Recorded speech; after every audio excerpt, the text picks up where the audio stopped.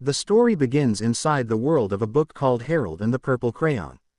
The narrator and author, Crockett Johnson, tells the story of Harold, a little boy with a magic purple crayon. Whatever he draws comes to life. With his crayon, Harold creates two friends, Moose and Porcupine.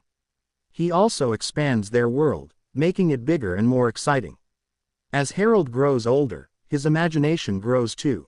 He spends all his time having fun with Moose and Porcupine. They play, explore, and create new adventures together. One day, they hear Johnson's voice narrating their story. He tells them that he created them, but before he can say anything more, his voice disappears. Harold starts to wonder about him. Who is this man who made their world? Why did he stop talking?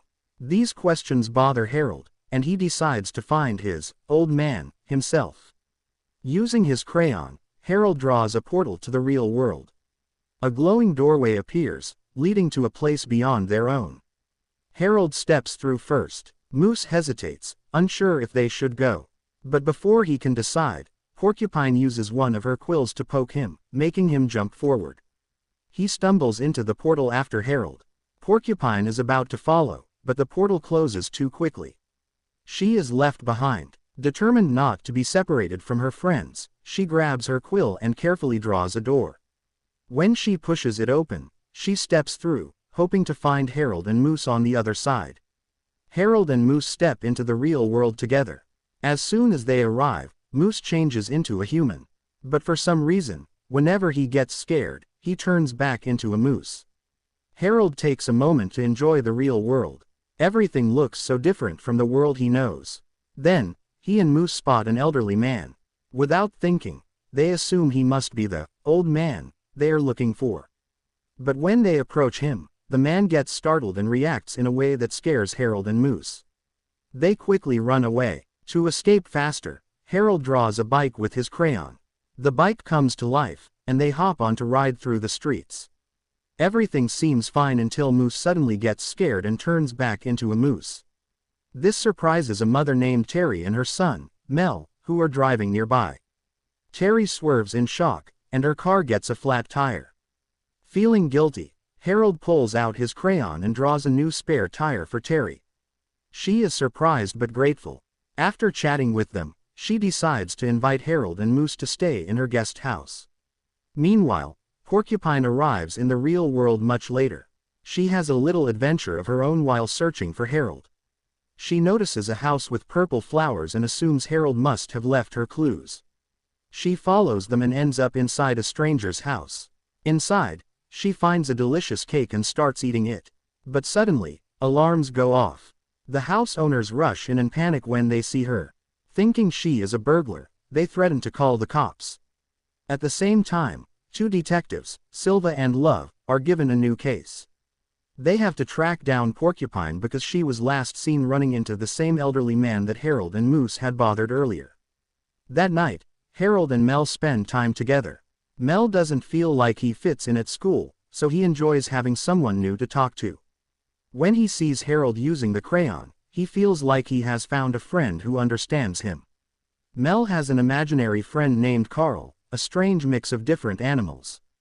Harold wants to show Mel the magic of his crayon. He asks Mel to draw something, and Mel sketches a creature called a spider fly.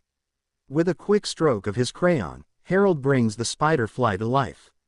Mel is amazed. The next day, Mel decides to help Harold and Moose find their old man. He takes them to the library, hoping to find information. There, they meet Gary Nastwick, a struggling fantasy writer. Gary is trying to sell his own book series, but his world is too complicated, and even the title is hard to say. Gary has a creepy crush on Mel's mom, Terry. In fact, he even based the love interest in his book on her. Harold, Moose, and Mel ask him for help, but Gary has nothing useful to offer. They leave, disappointed. As they walk away, Gary sees Harold using his crayon to draw a plane. The plane comes to life, and Harold, Moose, and Mel fly into the sky. Gary realizes Harold must have come from the world of Harold and the Purple Crayon.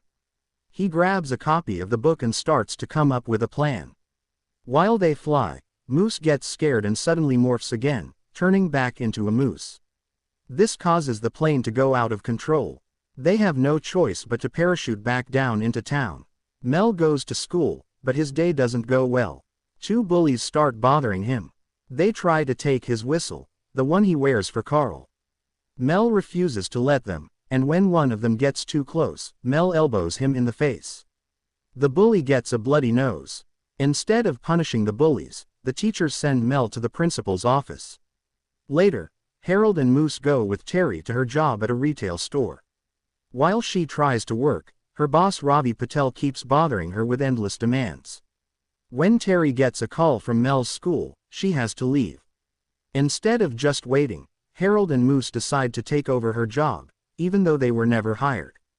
Harold quickly gets bored. To make things more exciting, he uses his crayon to draw things, which causes chaos.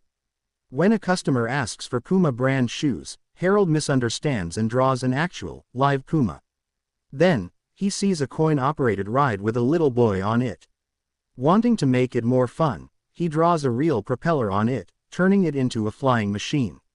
The boy's mother, in a panic, grabs onto the ride and ends up dangling in the air as it soars through the store.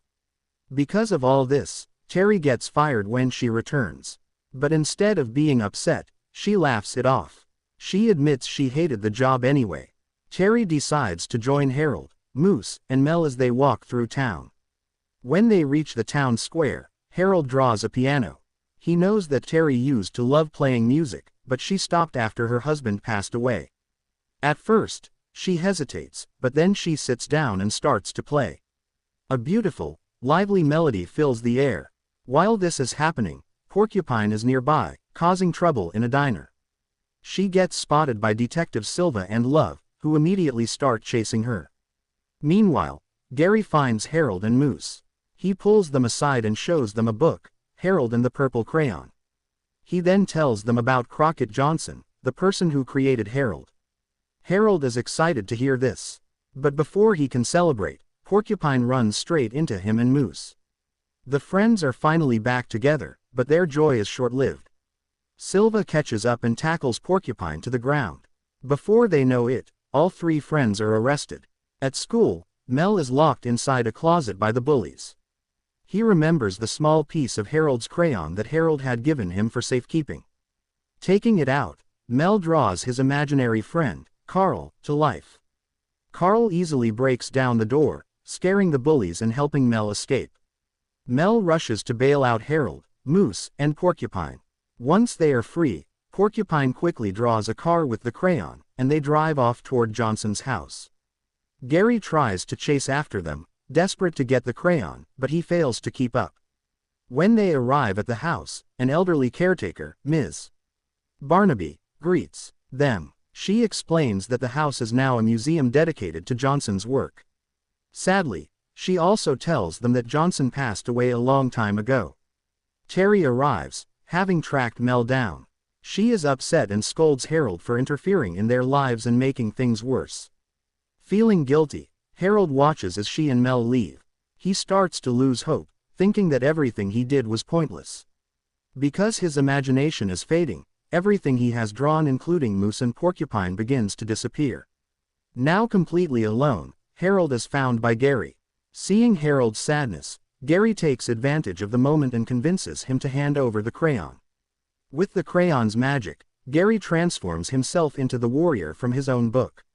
He then creates a dungeon and locks Harold inside. When Mel realizes something is wrong, he comes looking for Harold but Gary traps him too. After Gary leaves, Mel remembers the crayon piece in his pocket. Thinking fast, he uses it to draw a key. The key comes to life, and Mel uses it to unlock the door, setting them both free. Gary goes to the town square and begins creating his own fantasy world with the crayon's power. Terry arrives, determined to get Mel back. Harold tries to fight Gary by drawing different things to stop him. But before Harold can gain the upper hand, Gary swallows the small piece of the crayon. Now, he can use the crayon's magic with his own hands, making him even stronger. Mel quickly summons Carl, who breathes fire and attacks Gary. At the same time, Moose and Porcupine come back to life. While Carl keeps Gary busy, Moose morphs into his full moose form and charges at him. He slams his head into Gary's stomach, forcing the crayon piece out of him. Without it, Gary loses all his power, and everything he created disappears. Gary sits on the ground, looking sad. Harold realizes that all Gary ever wanted was to be accepted. Instead of punishing him, Harold uses his crayon to draw a special door. It leads to a real version of Gary's fantasy world, complete with a version of Terry, just like the one he dreamed of. Gary is touched by Harold's kindness and thanks him. But before he can step through the door, Carl burns it down, making sure Gary can never return. After everything settles, Harold, Mel, Terry, and the others visit the Johnson Museum. There, they learn more about how Harold's world was created. Harold asks Ms. Barnaby why Crockett Johnson made him. She takes him to a special room where Johnson left a note just for him. In the note, Johnson encourages Harold to keep believing in himself. He tells him that imagination is powerful and that he should continue creating, inspiring other kids to dream big too. Harold, Moose, and Porcupine say goodbye to Terry and Mel. Before returning to their world, they take crayons in different colors so they can keep building and expanding their home. During the credits, Gary tries to win over Zachary.